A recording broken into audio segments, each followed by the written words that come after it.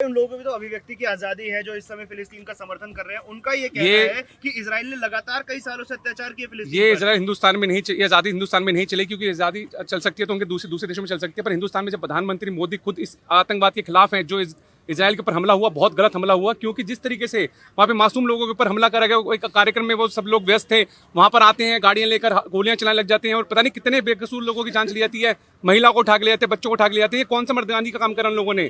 जब हमारे देश के प्रधानमंत्री उनके खिलाफ हैं, आतंकवाद के खिलाफ हैं और इजराइल के साथ खड़े हैं, तो हम लोग क्यों नहीं इजराइल के साथ खड़े होंगे? हम खुल के इजराइल के साथ खड़े हैं। स्टॉप टेररिज्म कहाँ पे भी हो, चाहे इंडिया में हो चाहे इंडिया से बाहर हो, जहाँ भी टेररिज्म हो, इस टेररिज्म को खत्म करना चाहिए, जड़ से खत्म करना चाहिए। बहुत हुआ, अब इजराइल को पूरा का पूरा टेररिज्म का नाम ही खत्म कर देना चाहिए, जड़ से खत्म कर देना चाहिए। समाजवादी पार्टी के एक नेता है, उनका ये कहना है कि आप लोग इजराइल की कार्रवाई का इसलिए समर्थन कर रहे हैं क्योंकि सिर्फ मुसलमान वहां पर मारे जा रहे हैं। देखो ऐसी बात है, जब हिंदुस्तान में जब आतंकवादी हमला होता है उसमें ये नहीं दिखा जाता कोई ईसाई है, कोई मुसलमान है, कोई सिख है, कौन है।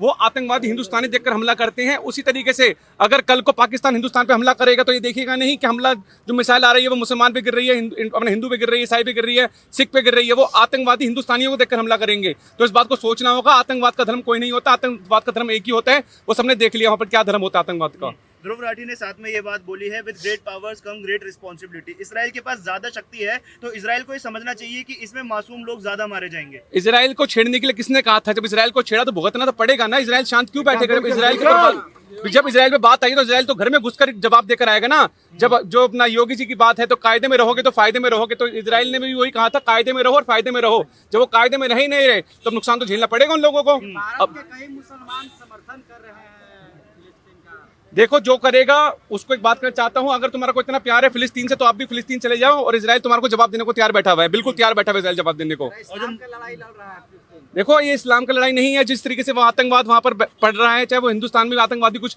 नारे लगाते हैं, जो जेएनयू से नारे लगाए जाते हैं कि भारत तेरे टुकड़े होंगे इंशाल्लाह इंशाल्लाह, वो सब गलत है। हिंदुस्तान में रहते हो, हिंदुस्तान का खाते हो और गुण पाकिस्तान के गाते हो और हिंदुस्तान के टुकड़े करने की बात करते हो। हिंदुस्तान में कतई बर्दाश्त नहीं करा जाएगा। मोदी जी के राज में कहीं बिल्कुल बर्दाश्त नहीं होगा जो हो रहा है अभी। उनका भी तो कहीं ना कहीं मन दुखेगा जब मस्जिदों पर टारगेट करके रॉकेट लॉन्चर से मिसाइलें दागी जाएंगी। देखो जब उनके बच्चों पर हमला करा गया, इजराइल के बच्चों पर हमला करा गया, इजराइल ने बिल्कुल शांत इजराइल बैठा था। जब इजराइल के ऊपर बोला गया तो इजराइल को दुख होगा। इजराइल को जब छेड़ा है तुमने तो चिंगारी जब उठेगी तो दूर तक जाएगी, वो देखते रहना कहां तक जाएगी।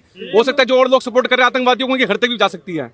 पीएम मोदी ने इजराइल का सपोर्ट कर दिया, लेकिन देश की जो विपक्षी पार्टियां ये इस पे अभी कोई बयान नहीं दे रही। देखो विपक्ष तो हमेशा से याद है, जब आधी रात को सुप्रीम कोर्ट खुलवाए थे अपना आतंकवादी की फांसी रुकवाने के लिए, विपक्ष वाले कांग्रेस के नेता, बड़े बड़े वकील जो कांग्रेस के हैं, वो आतंकवादियों को कैसे विरोधी में खड़े होंगे आतंकवादियों के? क्योंकि कांग्रेस का तो हमेशा से जो दिल है, जो दिमाग है, वो आतंकवादियों के साथ जुड़ा रहा है। क्योंकि कांग्रेस का हाथ हमेशा आतंकवादियों के साथ था, आतंकवादियों के साथ है और आतंकवादियों के साथ रहेगा। क्योंकि सब जानते हैं जब आधी रात को सुप्रीम कोर्ट खुलवाकर एक आतंकवादी की फांसी रुकवाने को बोला जाता है तो कांग्रेस हमेशा आतंकवादियों को सपोर्ट करेगी। अलीगढ़ मुस्लिम यूनिवर्सिटी में धार्मिक नारा लगाया। देखिए वो तो योगी जी बैठे हैं वहां पर, योगी जी बैठे हैं तो खुद संभाल लेंगे। जो जिन लोगों ने नारा लगाया जाकर वहां पर जो हरकतें करी हैं वो योगी जी की नजर में अब आ चुका है, तो योगी जी छोड़ेंगे नहीं, चाहे वो कोई भी हो।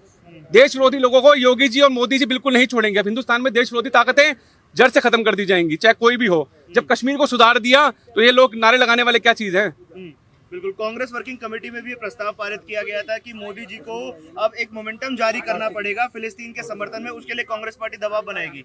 देखो आज मोदी नहीं, पूरा का पूरे जो सबसे शक्तिशाली देश है, चाहे अमेरिका हो चाहे और भी कंट्रियां हो, सब इजराइल के साथ खड़ी है, कंधों से कंधा मिला के खड़ी आतंकवाद को खत्म करने के लिए। आज आतंकवाद को खत्म करना हो, क्योंकि सबसे बड़ी चाहे हिंदुस्तान की दिक्कत है, चाहे अमेरिका की दिक्कत है, किसी और स्टेट की दिक्कत है, हर जगह दिक्कत एक ही है, आतंकवाद आतंकवाद आतंकवाद, और आतंकवाद को खत्म करना और कुछ नहीं करना।